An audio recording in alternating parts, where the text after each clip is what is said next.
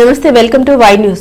వైకాపా పాలనలో అభివృద్ధి జాడే కనిపించలేదని, గ్రాంట్స్ నీటిలో అప్పటి ప్రభుత్వం చేతులెత్తేసిందని చెప్పిన మాజీ ఆర్థిక మంత్రి యనమల రామకృష్ణుడు.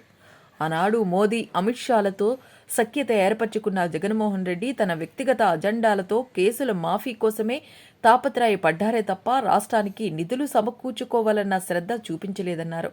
జగన్ రెడ్డి విధ్వంసకర పాలన, దౌర్జన్యాలు, వారి పాపాల వల్ల అతలాకుతలమైన ఆంధ్రప్రదేశ్ను స్వర్ణాంధ్రప్రదేశ్గా తీర్చిదిద్దేందుకు ముఖ్యమంత్రి చంద్రబాబు తన విజనరీతో స్వర్ణాంధ్ర 2047 విజన్ ప్రణాళికల అమల్లో ముందడుగు వేస్తుందన్నారు. అంటే 0.2% ఎక్కడికి పోయే డబ్బులు అనేటువంటిది మనకు స్పష్టంగా అర్థమవుతుంది. అంచేత ఎన్నిసార్లు కాగ్ అడిగినప్పటికీ కూడా, మేము అడిగినప్పుడు కూడా ఇప్పటికీ కూడా ఆ 0.2%కి లెక్కలు చెప్పడం లేదు. ఈ విధమైనటువంటి లోపం ఆ ప్రభుత్వ హయాంలో చేశారు. అదేవిధంగా క్యాపిటల్ ఎక్స్పెండిచర్ చూస్తే విపరీతంగా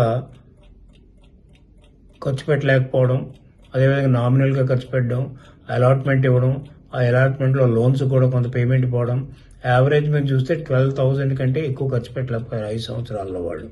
దాన్ని ఇప్పుడు మేము గొప్పగా ఖర్చు పెట్టామనేటువంటి చెప్తున్నారు. వాళ్ళు నిజంగా వాళ్ళు అనుకున్నట్టుగా గొప్పగా ఖర్చు పెట్టుంటే మరి ఇదంతా కూడా ఫీల్డ్లో కనిపించాలి. ఫీల్డ్లో ఏం కనిపించలేదు 5 సంవత్సరాల్లో. ఈనాడు కూటమి ప్రభుత్వం వచ్చిన తర్వాత రోడ్లు పోడ్చడం కానీ, లేకపోతే కొత్త రోడ్లు వేయడం కానీ, ఎన్ఆర్ఈజీఎస్ గ్రాంట్లు తీసుకురావడం కానీ, పాత పేమెంట్లు కూడా మళ్ళీ చేయడం కానీ, ఇవన్నీ చేయడం వల్ల గ్రామాల్లో సంతృప్తికరమైనటువంటి వాతావరణం కూడా ఏర్పడింది. దీన్ని బుగ్గన గారు మర్చిపోకూడదు. మీరేమీ చేయలేనటువంటి పని ఈనాడు కూటమి ప్రభుత్వం చేస్తుంది. దానివల్ల ప్రజలు కూడా ఆనందంగా, సంతోషంగా ఉన్నారు. అదేవిధంగా చూస్తే మీరు ఇవి కూడా గ్రాంట్స్ ఇన్ ఎయిడ్, ఈ గ్రాంట్స్ ఇన్ ఎయిడ్లో చూస్తే మీకు ఆ రోజున మరి కేంద్ర ప్రభుత్వానికి సఖ్యంగానే ఉన్నారు జగన్మోహన్ రెడ్డి గారు 5 సంవత్సరాలు కూడా. 5 సంవత్సరాలు కూడా మోడీ గారిని ఏం మాట్లాడకుండా, అదేవిధంగా ఈయన సొంత పనుల గురించి మోడీ గారిని కలవడం, అదేవిధంగా అమిత్ షా గారిని కలవడం చేశారు తప్ప రాష్ట్రానికి ఏ విధమైనటువంటి గ్రాంట్లు తీసుకురాలేదనేది చాలా స్పష్టంగా వారు ఇచ్చినటువంటి మన లెక్కల్లోనే క్లియర్గా అర్థమవుతుంది. ఈ క్యాపిటల్ రిసీట్స్ మనం చూస్తే దీంట్లో గ్రాంట్స్ ఇన్ ఎయిడ్ చూస్తే, grants in aid growth rate Jaganmohan Reddy పాలన కాలంలో -36.6% పడింది. అంటే నెగిటివ్ గ్రోత్ రేట్ వచ్చింది గ్రాంట్స్ ఇన్ ఎయిడ్. అంటే దీన్ని బట్టి వాళ్ళు ఏ విధమైనటువంటి గ్రాంట్స్ అదనంగా తీసుకురాలేదు. అదనంగా తీసుకురాకపోవడం కాకుండా బడ్జెట్లో ఏదైతే ఎస్టిమేట్ చేస్తారో అవి కూడా సాధించలేకపోయారు. ఆ బడ్జెట్లో పెట్టిన దాన్ని చూస్తే -36.6% growth rate, negative growth rate వచ్చింది.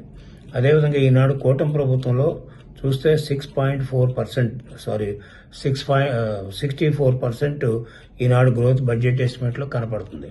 ఇది గ్రాంట్స్ కూడా ఎక్కువ వస్తున్నాయి.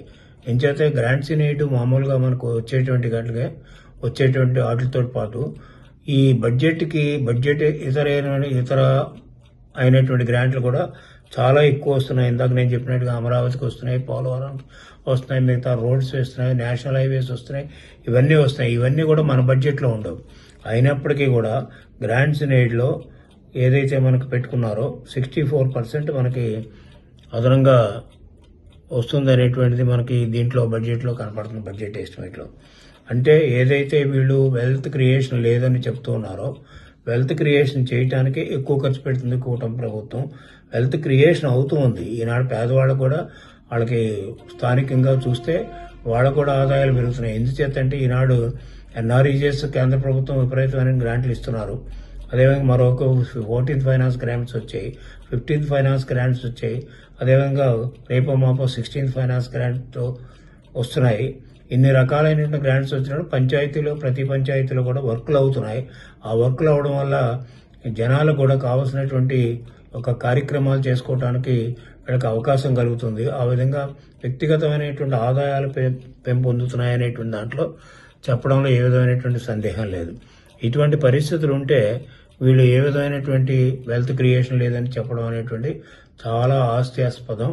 వెల్త్ క్రియేట్ అవుతుంది. అదే కాకుండా రెండోది కూడా, మీరు చేసినటువంటి విధ్వంసాన్ని దృష్టిలో పెట్టుకుంటే ఈనాడు వెల్త్ క్రియేషన్ అంత ఫాస్ట్గా కాకపోవచ్చు. ఎంచేతంటే వెల్త్ క్రియేషన్ అవుతుంది కానీ ఫాస్ట్గా అవడం లేదు. అంచేత ఏమీ అవడం లేదని చెప్పడం అనేటువంటి సరి అయినటువంటి విధానం కాదు, సరి అయినటువంటి సందర్భం కాదు. వచ్చే 2 సంవత్సరాలు కూడా పూర్తి అవ్వలేదు. అంచేత వెల్త్ ఎలా క్రియేట్ చేయాలనేటువంటి దాని మీద కూటమి ప్రభుత్వ నాయకులు చంద్రబాబు నాయుడు గారు వీళ్ళంతా కూడా దృష్టి పెట్టారు. అంచేత ఇన్వెస్ట్మెంట్స్ దాదాపు లక్షల కోట్ల ఇన్వెస్ట్మెంట్స్ వస్తాయి.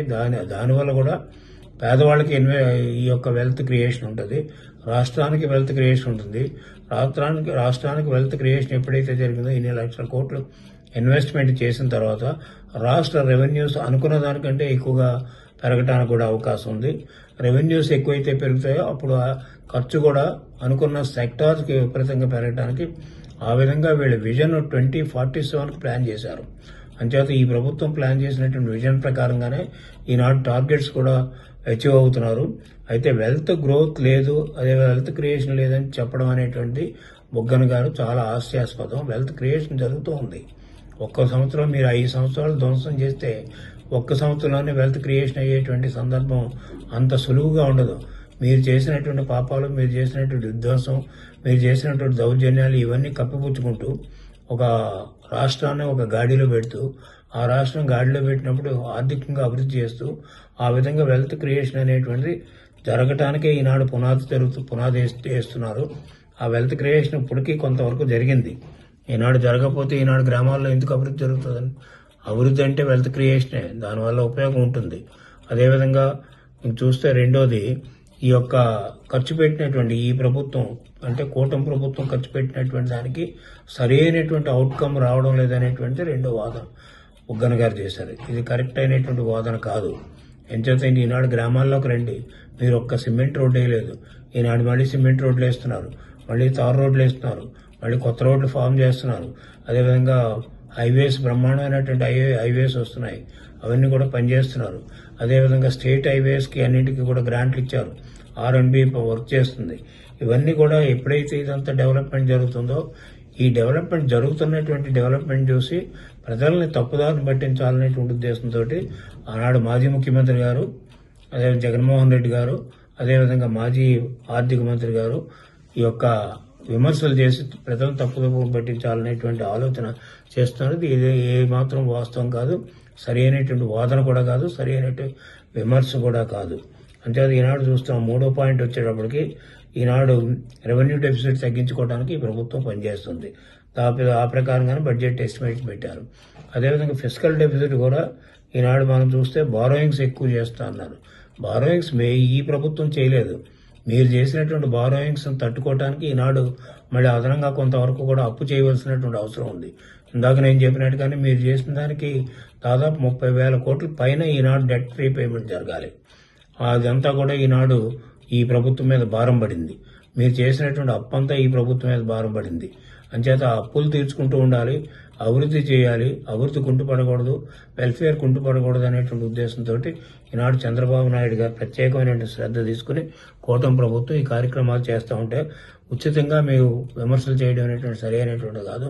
ఉత్తిత్తి విమర్శలు కాదు. మీరు కావాలంటే ఇంతకుముందు చెప్పాను, జగన్మోహన్ రెడ్డి గారు మీరు యొక్క చర్చికి ఎక్కడికైనా వస్తే తప్పకుండా నేను చర్చికి వస్తాను, మీరు కూడా చర్చికి రండి. మీ ప్రభుత్వంలో ఏం జరిగింది, అంతకుముందు ప్రభుత్వంలో ఏం జరిగింది, ఇప్పుడు ప్రభుత్వంలో ఏం అభివృద్ధి జరుగుతుంది అనేటువంటి చాలా స్పష్టంగా స్టాటిస్టికల్ డేటాతోటి ముందుకు వస్తామనేది కూడా మీకు ఈ సందర్భంగా మనం చేస్తున్నాం. అదేవిధంగా ప్రైమరీ డెఫిసిట్ చూస్తే విపరీతంగా పెరిగింది. అంచేత మనం చేసేటువంటి అప్పుల్లో కూడా ఈనాడు ఒకవైపు అభివృద్ధి ఖర్చు పెట్టాలి, మరొకవైపు ఏమో ఈ యొక్క ఇంట్రెస్ట్ పేమెంట్, డెట్ రీపేమెంట్ కూడా ఖర్చు పెట్టవలసినటువంటి అవసరం ఉంది. ఆ విధంగా ఒకవైపు డెట్ రీపేమెంట్ అప్పుల్లోంచి ఖర్చు పెట్టడం అనేటువంటి సరి అయినటువంటి విధానం కాదు. కానీ ఫిస్కల్ డెఫిసిట్, డెట్ ఫైనాన్సింగ్ అనేటువంటిది ఆనాడు ప్రొఫెసర్ కీన్సే చెప్పాడు. అంటే డెట్ ఫైనాన్సింగ్ ఉంటేనే అభివృద్ధి ఉంటుంది అనేటువంటిది.